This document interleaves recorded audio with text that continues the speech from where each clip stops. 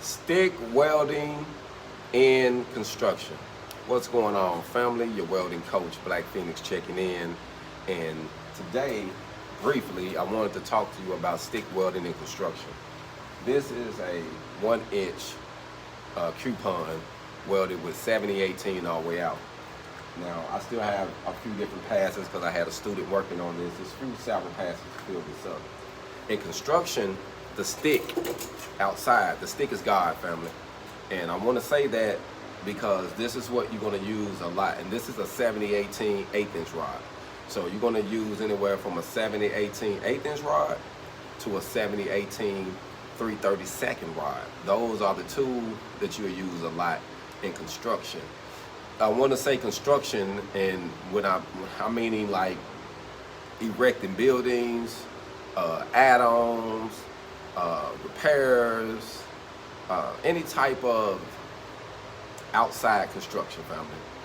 Now, we're not talking about piping, we're just talking about structural welding. Structural welding, this is key, 7018 rod. And I just wanted to give you a couple tips on it, a couple things that you need to be aware of when you dive it into that type of work. So if you're thinking about working in construction and being outside, you got the elements. You're going to be in the elements. So if it's hot outside, it's going to be even hotter under the hood. If it's cold outside, it's going to be cold. You know what I'm saying? So you have to prepare for the elements. But you tend to make better money being outside versus welding inside of a shop. Being outside, you tend to make a lot more money just because you take more risks than the person who's inside of a shop. And also, you in a controlled environment when you inside of a shop. So you don't have to deal with the elements, and then, they paying lights, water, and all these bills to make sure you're good. So normally that'll take into how much you will make from the field to the construction. From the shop to the construction. So over the years, I have noticed that, when it comes to welding, I have made more money outside unless I'm building products. So I want to say that. So if you're building products and you're doing heavy fabrication, or you're building your own products, you're going to make more money than just in the field burning rods. It's just what it is. Now, you can make good money in the field burning rods. Like, you can literally make, one single person can make $100, $125 an hour just solely you going out doing some work. But we know when it comes to working, especially in the field, you can only, realistically, you don't want to be out in the field over 20 years, in my personal opinion. After you done put your 20 in, you want to switch it up and start doing something else. And that's when people start, from diving into, maintenance, or diving into selling welding products and stuff like that. But in construction, family, I just want to keep your mind open to know that this test, the 3G and the 4G overhead, is going to be two of the tests that you're going to probably have to take in construction to make the most money. So normally it's going to be a uphill and an overhead. Now, if they're doing slices and metal buildings and things like that, 9 times out of 10 it's going to be a 1-inch coupon uphill and a 1-inch coupon overhead. Now, if they're doing some add-ons, and depends on if they're not doing real thick moment welds on all of their beams, then it might just require you to have a 3G and 4G stick welding cert that's a 3/8 plate instead of a 1-inch coupon. So the main difference of the two tests, though, to be honest with you, is the thickness of it. And you just have to run multiple beads. Now, when you're doing the construction D1.1, so this test is called a D1.1, 3G or 4G, when you're in construction. Now, with that test, you can use your nice grinder. I got a nice D-Walt grinder. I mess with D-Walt. I really like D-Walt, so I don't get promoted by them, but I like them though, so I buy them, you know what I mean? And you can use your grinders on this test. And your light, you want to make sure you keep a light, so that way you can see what's going on. Even in the field, fam, We tend to do things on tests that we don't carry out into the field. So keep your light, keep your striker, a scraper to get slag out if you just need to pop something out.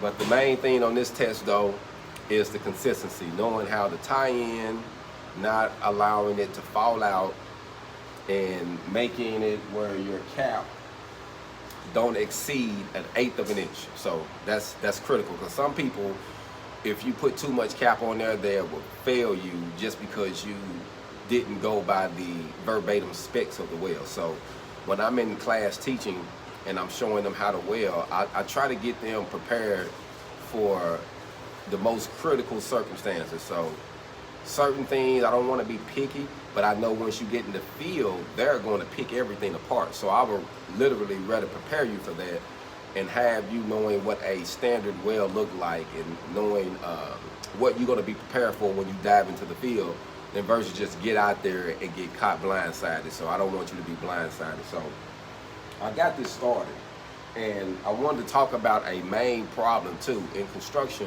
when it comes to taking this test, get to dive into construction.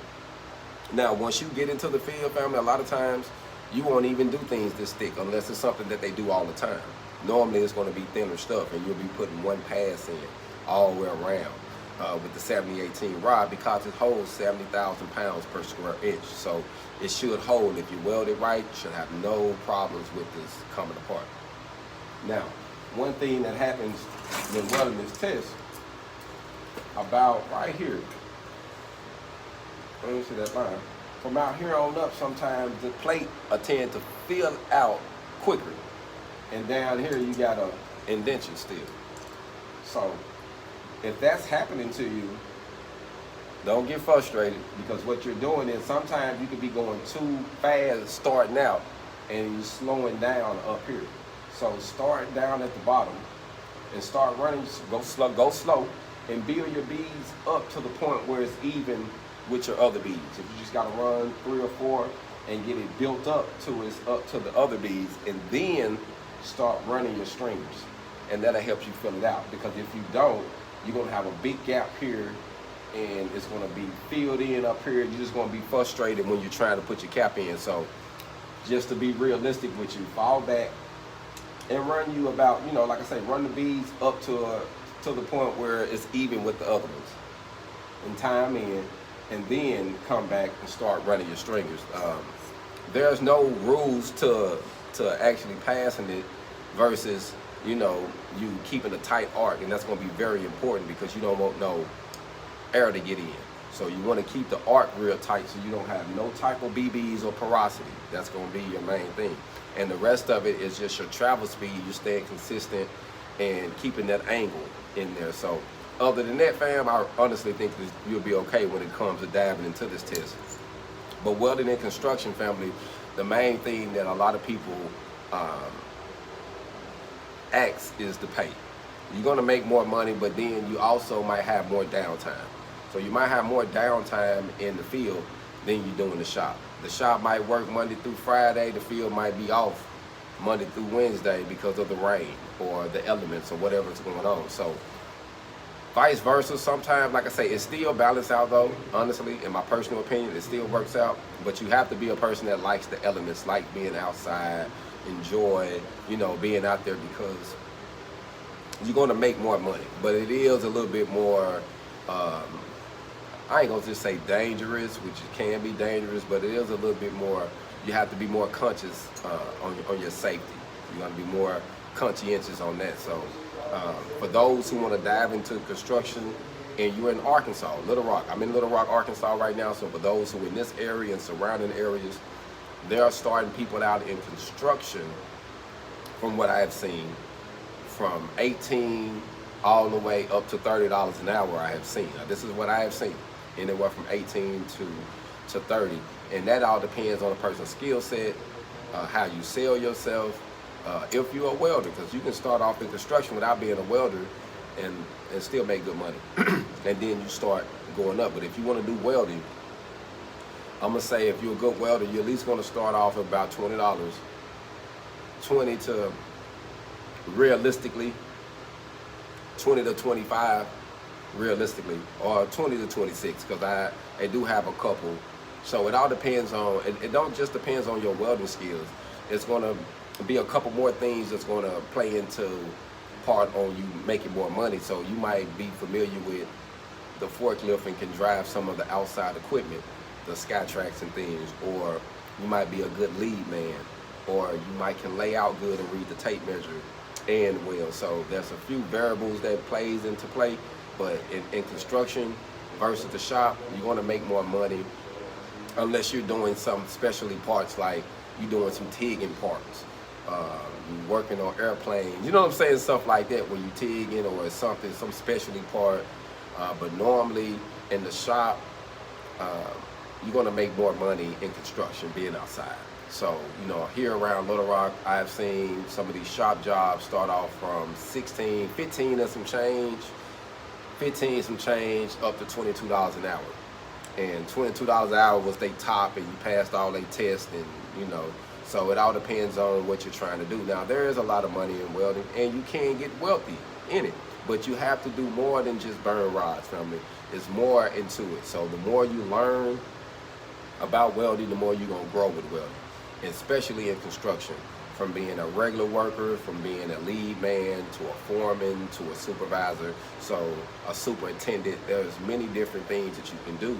So just keep your mind open, but one thing for sure, diving into this test, you wanna take your time, and you wanna be able to watch any errors you have, because you're gonna have to take the 3G or the 4G test to get certified, to get into construction. So before we leave, I'm actually gonna started a couple here, and my goal was to build up the bottom of the plate. So I want to come in some just to let y'all see what happened here, because this is common, very, very common thing. So as you see, it got an indentation here, and it's almost a little bit closer to being flush. He's sticking around a couple more, but he's closer to getting flush here than here. So we're gonna have to start here and run some up to this line to get it close to even with the rest of the beads, and then start running your stringers to do your test. So this happens in a lot of tests, because you know, as you come up, you tend to go slower, or you're putting more metal in up here than you are when you're initially starting out. So just keep that in mind when you're doing this test. But it's very, in my personal opinion, as long as you run stringers and you keep it tight, you're gonna be okay.